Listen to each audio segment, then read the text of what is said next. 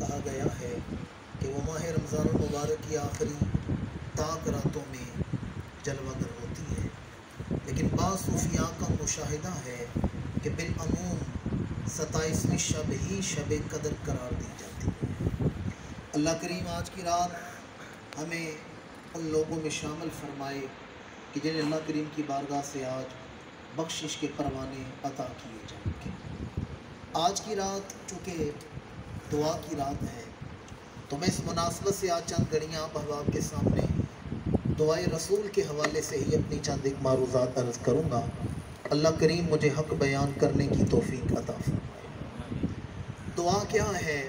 دعا عبادت کا مغز ہے، دعا مومن کا ہتھیار ہے، دعا بے آسراؤں کا آسرا ہے، دعا بھٹکے ہوئوں کو شاہراہ زیز پہ چلانا جانتی ہے، دعا ہاری ہوئی جنگیں جتوانا جانتی ہے، اور دعا بندے اور رب کے درمیان تعلق بنانا جانتی ہے۔ اللہ کریم نے جو آیت کریمہ میں نے آج خطبہ کے دوران تلاوت کی، اس میں اپنے محبوب مکرم صلی اللہ علیہ وآلہ وسلم کو اپنے غلاموں کے لیے دعا مانگنے کا حکم عطا فرمایا۔ فرمایا وَصَلِّ عَلَيْهِمْ إِنَّ صَلَاتَكَ سَكَنٌ لَهُمْ، اے محبوب اپنے غلاموں کے لیے دعا مانگیں، بے شک آپ کا دعا مانگنا ان کے لیے وجہ تسکین بن جائے گا۔ یعنی حضور دعا مانگیں امت کو سکون مل جاتا ہے، حضور دعا مانگیں امت کے دلوں پر سکینہ نازل ہوتا ہے۔ واللہ سمیع علیم، بے شک اللہ سننے والا ہے اور جاننے والا ہے۔ اب یہاں ایک سوال شعور کے دریچوں پر دستک دیتا ہے کہ پروردگار کیا تو ہماری دعائیں نہیں سنتا؟ تیرا حکم ہے اجیب دعوت الداعی اذا دعان، مجھ سے دعا مانگو میں تمہاری دعا قبول کروں گا۔ تیرا حکم ہے نحن اقرب الیہ من حبل الورید، تو شارک سے بھی زیادہ قریب ہے۔ تیرا حکم ہے ادعونی استجب لکم، مجھ سے دعا مانگو میں تمہاری دعائیں قبول کروں گا۔ تو پروردگار کیا تو ہماری دعائیں نہیں سنتا؟ یقیناً سننے والا ہے، علیم بذات الصدور ہے، تو دلوں میں چھپی حاجتیں جانتا ہے، کیفیات جانتا ہے، نجتوں سے واقف ہے۔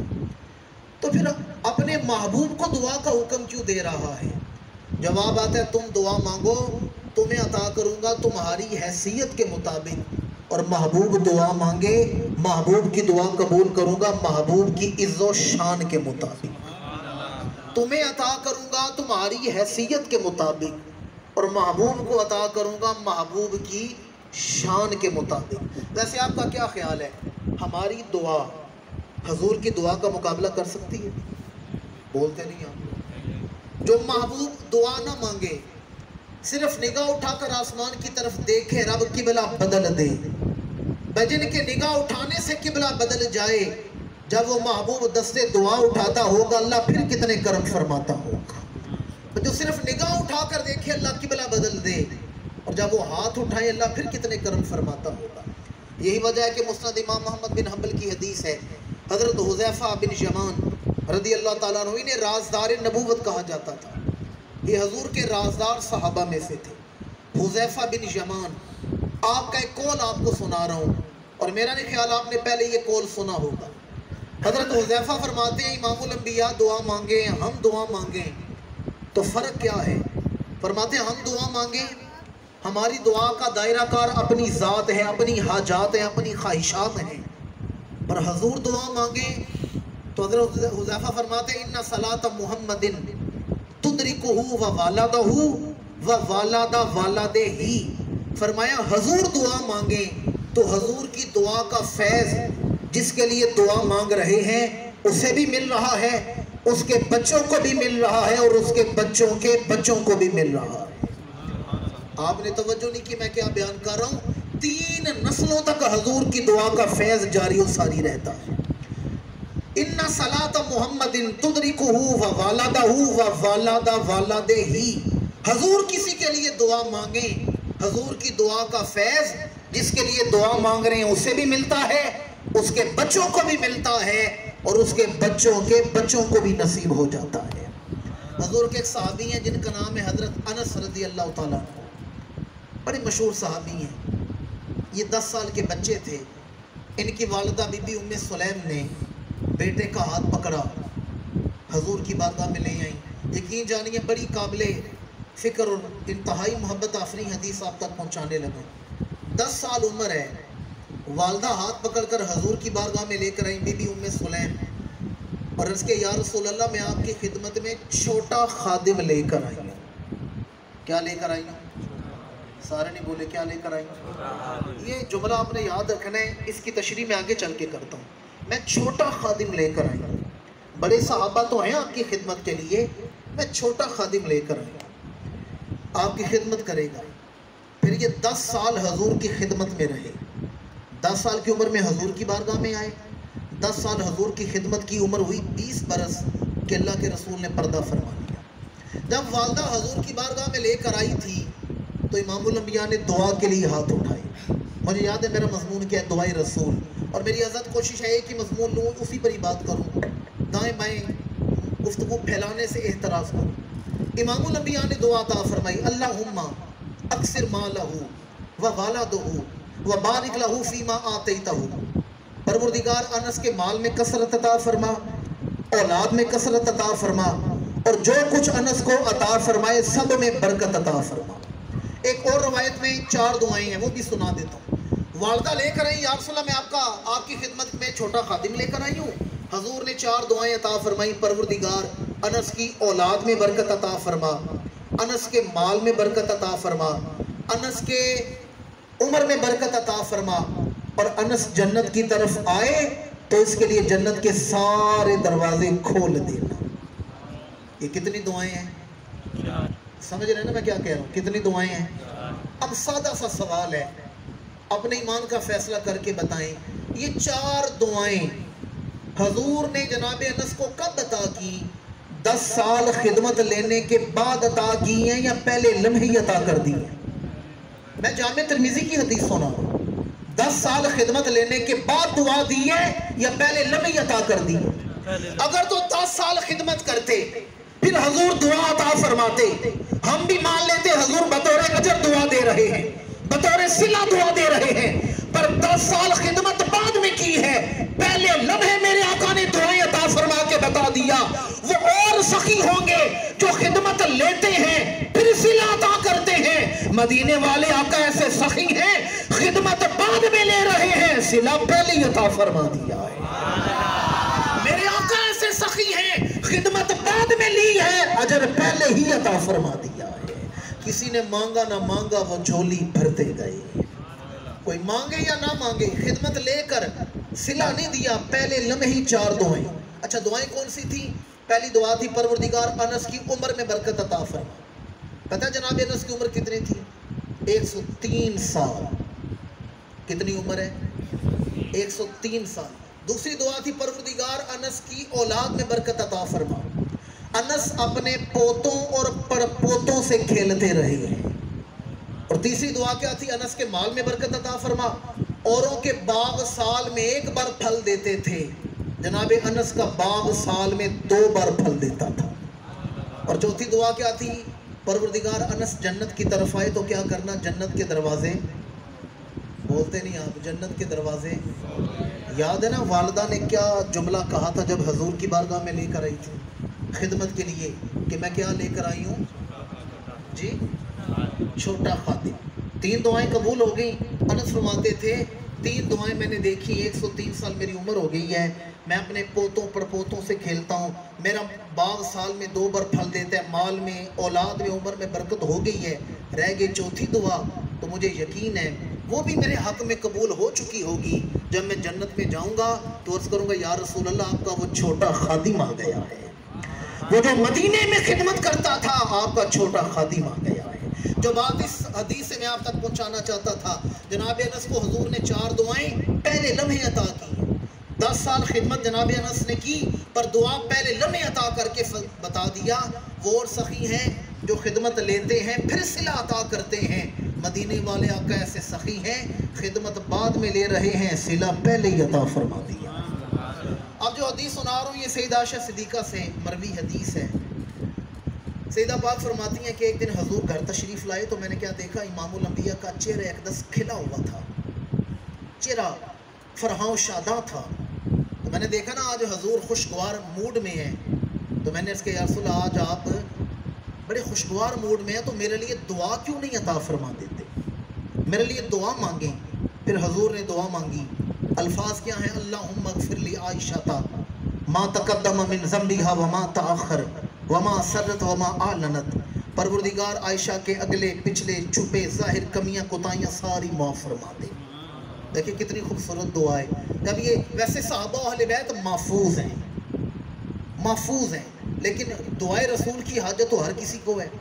حضور نے جب یہ دعا مانگی تو سیدہ عائشہ خوش ہو گئی. حضور کا معمول تھا جب کبھی محبت میں ہوتے تو سیدہ عائشہ صدیقہ کو حمیرہ کہہ کے بلاتے تھے. فرمایا حمیرہ تمہیں یہ دعا بڑی اچھی لگی ہے؟ عرض کیا جی یا رسول اللہ بڑی اچھی لگی ہے. ہمارے آقا مسکرائے, حدیث کے لفظ سننے والے ہیں. فرمایا واللہ لدعائی لامتی فی کل صلاۃ. عائشہ مجھے اللہ کی قسم ہے جو دعا سن کے تیرا دل خوش ہو گیا ہے, میں اپنی ہر نماز میں اپنے گناہگاروں کے لیے یہی دعا مانگا کرتا ہوں. کوئی نماز ایسی نہیں جب میں اپنے غلاموں کو بھول جاؤں. جو دعا میں نے تمہیں عطا کی ہے اپنے ہر غلام کے لیے یہی دعا مانگا کرتا ہوں. یہی وجہ. قرآن مجید اٹھائیں سورۃ توبہ آخری آیات. اللہ فرماتا ہے حریص علیکم, میرا نبی تمہارا بڑا حریص ہے, مطلب خیر خواہ ہے, بڑا حریص ہے. امام قرطبی رحمۃ اللہ تعالی علیہ نے سورۃ توبہ کی آیت کی تفسیر میں لکھا ہے حضور کس بات کا حرص کرتے ہیں, کس بات کی خیر خواہی ہے, کس بات کے حریص ہیں. فرمایا حریص علیکم ان یدخلوا الجنہ. حضور کی حرص یہ ہے میرے سارے غلام جنت میں چلے جائیں, کوئی ایک بھی دوزخ میں نہ رہے, میرے سارے غلام جنت میں چلے جائیں. اچھا میں نے 2-3 حدیثیں آپ کے سامنے, میں نے 15-20 منٹ بات کرنی ہے, زیادہ گفتگو کرنے کا وقت نہیں. 2-3 حدیثیں میں نے آپ کو سنائی ہیں جن میں دعائے رسول کی برکتوں کا ذکر ہے. اب آئیں وہ حدیثیں جن میں اللہ کریم کے رسول نے ہم گناہگاروں کو یاد رکھیں. میں باوضو بیٹھا ہوں, بڑا ذمہ دار ہوں. کوئی ماں اپنی دعا کے لیے, کوئی ماں اپنی اولاد کے لیے اس طرح دعا نہیں مانگتی جس طرح اللہ کے رسول اپنے گناہگاروں کے لیے دعا مانگتے. مجھے کوئی ماں بتا دے جو 5 گھنٹے مسلسل بیٹے کے لیے دعا مانگے. کوئی باپ بڑا محبت کرنے والا ہو, 5 گھنٹے, آدھا گھنٹہ مانگیں گے یکسوئی ختم ہو جائے گی. اور حضور کا حج اٹھا کر دیکھیں, میرے آقا کریم نے ایک ہی حج کی ہے. عرفات میں کھڑے ہیں, پاؤں مبارک بھی ننگے ہیں, سر اقدس بھی ننگا, چونکہ احرام باندھ رکھے. اور حضرت علی شیر خدا فرماتے ہیں میں نے دیکھا حضور نے صرف نماز کا وقفہ کیے, 5 گھنٹے مسلسل رو کر ایک ہی دعا مانگ رہے ہیں, پروردگار میرے امت کے گناہوں کو بخشش عطا فرما, میری امت کو بخشش عطا فرما. حضرت علی فرماتے ہیں حضور کی بے قراری دیکھنے والی تھی. میں نے دیکھا حضور کھڑے ہو کے دعا مانگتے ہیں, تھکتے ہیں تو بیٹھ جاتے ہیں, کبھی ہاتھ یوں چہرے کے سامنے, کبھی سینے کے سامنے, اور کبھی ہاتھ اپنے سر سے بھی اوپر اٹھا لیتے ہیں اور رو کر ایک ہی دعا مانگ رہے ہیں, پروردگار میری امت کے گناہوں کو بخشش عطا فرما. اچھا یہ تو حج کی بات ہے نا. حج سے واپس چلے مقام تنعیم جہاں آج کل مسجد عائشہ ہے, جہاں سے مکے کی حج شروع ہوتی ہے. جو ہی شہر مکہ سے باہر نکلے ہزاروں صحابہ حضور کے ساتھ واپس آ رہے ہیں. امام الانبیاء سواری سے نیچے اترے, اچانک حضور نے سواری روکی.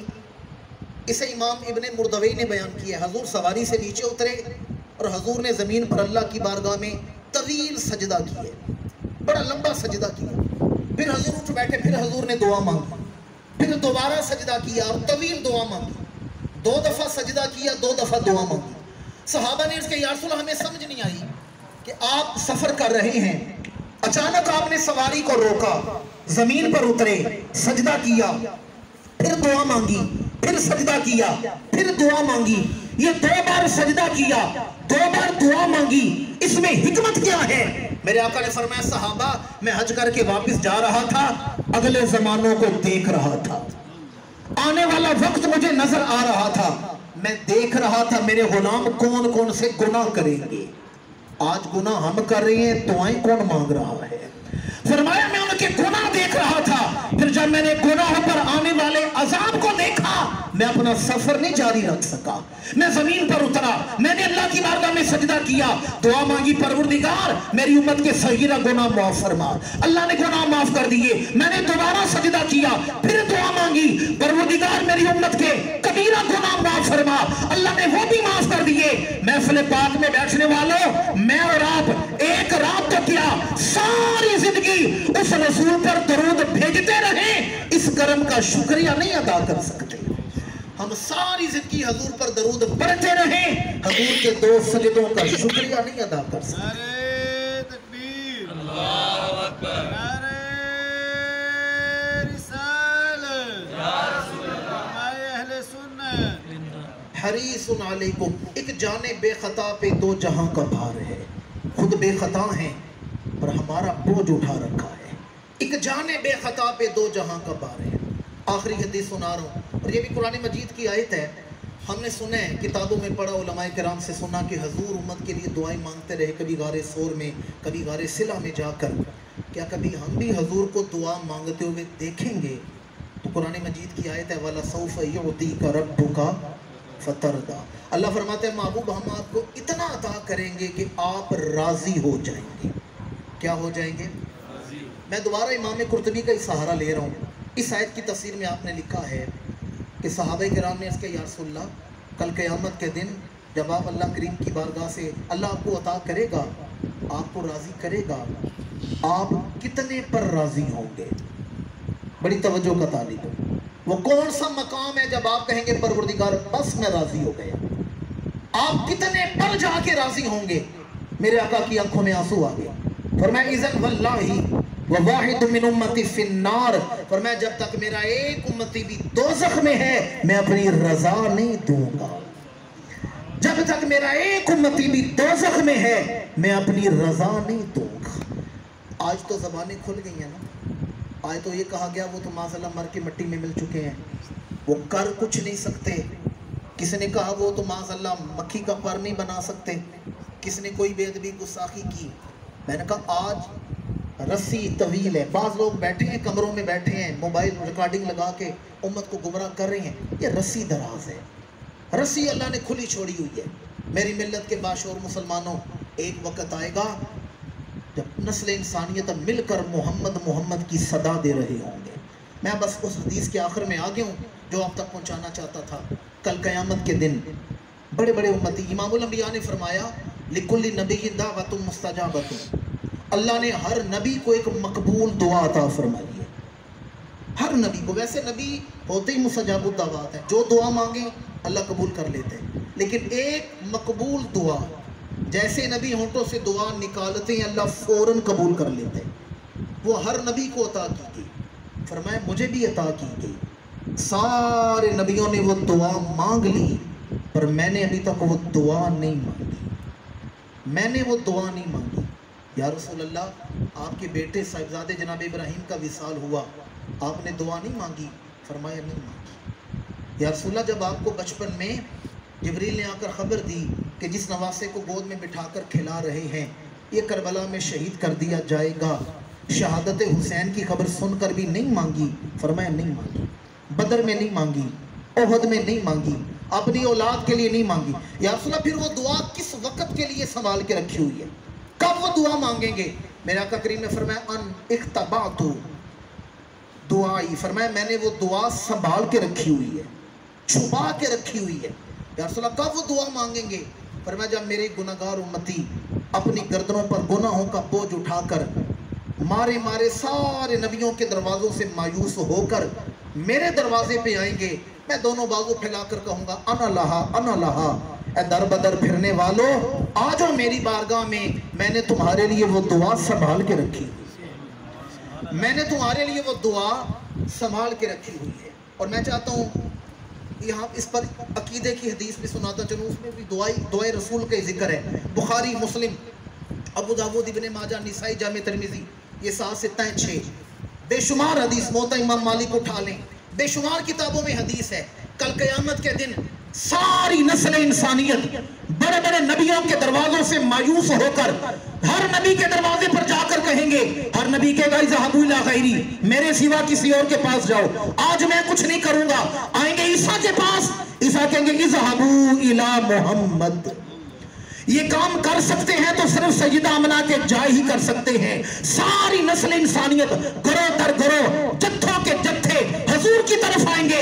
मेरे आका दोनों बाजू फैलाकर फरमाएंगे अना लहा, ए दर बदर بنایا گیا ہوں. آج شفاعت کبریٰ کا سیرا سجے گا تو میرے ماتھے پہ سجے گا. قرآن کہتا ہے عَسَىٰ يَبْعَثَكَ رَبُّكَ مَقَامًا مَحْمُودًا. حضور کا مقام محمود دیکھ کر ساری نسل انسانیت میرے آقا کی نعت پڑھنا شروع کر دے گی. پھر حضور اللہ کی بارگاہ میں سجدہ کریں گے. کیا کریں گے؟ بخاری کے الفاظ سنا دیتا ہوں. حضور سجدہ کریں گے, حضور اللہ کی حمد بیان کریں گے, حضور روئیں گے. اللہ فرمائے گا ارفع راسک, یہ بخاری کے لفظ ہیں, ارفع راسک, اے میرے محبوب سر اٹھاؤ. سال توتا, محبوب تو مانگتا جا میں عطا فرماتا جاؤں گا. لوگ کہتے ہیں نا جب اللہ شارک سے قریب ہے تو پھر نبی کے وسیلے کی ضرورت کیا ہے؟ اللہ میدان حشر میں سامنے موجود ہے. اللہ فرماتا ہے محبوب تو مانگ. واحد کا مخاطب کا صیغہ ہے سال توتا. یہ نہیں فرمایا سارے مانگو, سارے نبی مانگو, نانا سال توتا. آج مانگے گا تو صرف میرا رسول مانگے گا. آج مانا جائے گا صرف میرے رسول کا مانا جائے گا. اس لیے میرے امام نے کہا آج لے ان کی پناہ, آج مدد مانگ ان سے, پھر نہ مانیں گے قیامت میں اگر مان گیا. قیامت کے دن تو ہندو بھی کہیں گے آج محمد ہی کام آنے والے ہیں. مزہ تو تب ہے نا آج مانا جائے, آج لے ان کی پناہ, آج مدد مانگ ان سے. امام الانبیاء اللہ کی بارگاہ میں سجدہ کریں گے. اللہ فرمائے گا ارفع راسک, محبوب سر اٹھاؤ. سال توتا, محبوب تو مانگتا جا میں عطا کرتا جاؤں گا. اشفاع تو شفا, محبوب اشارہ کرنا تمہارا کام ہے, بخش دینا ہمارا کام ہے. وہ شفاعت کی مختلف قسمیں ہیں. پہلے ان لوگوں کو نکالا جائے گا جن پر دوزخ واجب ہے, پھر گناہگاروں کو گناہوں کی عذاب کے بعد, پھر نیکوکاروں کے. مختلف شفاعت کی قسمیں ہیں, 5-6 قسمیں علماء نے بیان کی. میرے آقا کریم, اور یہ جو حدیث سنا رہا ہوں یہ مسند امام احمد بن حنبل کے بس 2 لفظ ہی سنا رہا ہوں, حدیث مکمل نہیں سناؤں گا. جب حضور ساری امت لے کر چلیں گے تو داروغہ جہنم پکارے گا کہ آپ نے تو اللہ کا غضب دوزخ میں رہنے نہیں دیا, اللہ کا غضب ہی ختم کر دیا دوزخ میں. اسی کا ترجمہ کیا تھا علامہ اقبال نے. تعجب کی جا ہے کہ آتش جہنم لگائے خدا اور بجھائے محمد. اور حضور نے فرمایا اذن واللہ وواحد من امتی فی النار, مجھے اللہ کی قسم ہے جب تک میرا ایک امتی بھی دوزخ میں ہے میں اپنی رضا نہیں دوں گا. جو نہ بھولے ہم غریبوں کو رضا, یاد ان کی اپنی عادت کیجیے. یہ نہیں کہ کبھی حضور کو یاد کر لیا, یاد ان کی اپنی عادت کیجیے. جو نہ بھولے ہم غریبوں کو رضا, یاد ان کی اپنی عادت کیجیے. میں نے آپ کے سامنے چند گھڑیاں دعائے رسول کے حوالے سے چند گزارشات پیش کی ہیں. اس کڑے وقت میں ہمیں حضور کی دعاؤں, اور یہ حضور کی دعاؤں کا سائبان ہے, ورنہ یہاں بھی نماز تراویح پڑھی گئی ہے, روزانہ 5 نمازیں پڑھی جاتی ہیں. اگر پہلی امتوں کی تاریخ اٹھا کر دیکھیں, مقتدی امام سے پہلے چہرہ اٹھا لے سجدے سے تو مقتدی کا چہرہ گدھے کا چہرہ بن جاتا تھا, چہرہ بگڑ کر گدھے کا چہرہ بن جاتا تھا. رات کو چھپ کے اپنے گھر میں شراب پیتا, صبح اس کے دروازے پر لکھا ہوتا اس نے رات شراب پی ہے. کوئی بدکاری کرتا اسی وقت آگ آ کر جلا دیتی, چہرے بگڑ جاتے تھے. پر یہ حضور کا کرم ہے. اللہ فرماتے ہیں ما کان اللہ لیعذبہم وانت فیہم, محبوب یہ لوگ عذاب کے قابل ہیں, میں ان پر اپنا عذاب اتاروں, پر وجہ یہ ہے آپ جو ان میں رہا کرتے ہیں. اگر حضور کا روزہ یہ دنیا جل کے بجھ جاتی مگر شامل مدینہ ہے. اگر حضور کا روزہ نہ ہوتا زمین پر اللہ کے عذاب کی ہولناک شکلیں ہم دیکھتے. ایک تو آج دعا کی رات ہے, کوشش کریں زیادہ سے زیادہ درود شریف پڑھ کر حضور کی بارگاہ میں پیش کریں اور استغاثہ پیش کریں, یا رسول اللہ میرے لیے آپ دعا فرمائیں. آپ مستجاب الدعوات ہیں, آپ دعا مانگیں گے اجابت تک کوئی چیز راستے میں رکاوٹ نہیں بنے گی. اجابت نے بڑھ کے گلے سے لگایا بڑی شان سے جب دعائے محمد. دوسرا یہ ہے کہ آج رات اپنے لیے دعا مانگیں, اہل و عیال کے لیے دعا مانگیں, خاندان کے لیے مانگیں, ملک پاکستان کے لیے مانگیں, اور پوری امت محمدیہ کے لیے مانگیں. اور بالخصوص یہ جس وبا کا ہم شکار ہوئے ہیں, نسل انسانیت کے لیے اس وبا سے حفاظت کی دعا مانگیں. آج رات اللہ نے کچھ وقتوں کو خاص برکت دے رکھی ہے. آج رات ہر روز نصیب نہیں ہوگی, یہ سال بعد کسی خوش نصیب کو ملے گی. اپنی برادری, خاندان, معاشرے میں, گلی محلے میں نگاہ دوڑائیں. کتنے ایسے لوگ تھے جو پچھلے سال آپ کے ساتھ تراویح پڑھتے رہے, آج وہ قبروں میں لیٹے ہوئے ہیں. کتنے ایسے تھے جنہوں نے نماز عید آپ سے گلے مل کر مبارک دی، آج وہ قبروں میں لیٹے ہوئے۔ آج وقت ہے لوئے لوئے پر لے کڑیے جے تد پانڈا پرنا، شام پئی بن شام محمد کر جاندی نے ڈرنا، دل کے دریا کو کسی روز اتر جانا ہے، اتنا بے سمت نہ چل لوٹ کے گھر جانا ہے۔ وہ تیرے حسن کا جادو ہو یا میرا غم دل، ہر مسافر نے اسی گھاٹ اتر جانا ہے، اور میں کھلا ہوں تو اسی خاک میں ملنا ہے مجھ کو، وہ جو خوشبو ہے اسے اگلے نگر جانا ہے۔ اللہ کریم آج رات ہمیں ان لوگوں میں شامل فرمائے جنہیں آج بخش دیا جائے گا، جن کی توبہ آج قبول کر لی جائے گی، جن پر دوزخ حرام قرار دی جائے گی۔ آمین ثم آمین وما علینا الا البلاغ۔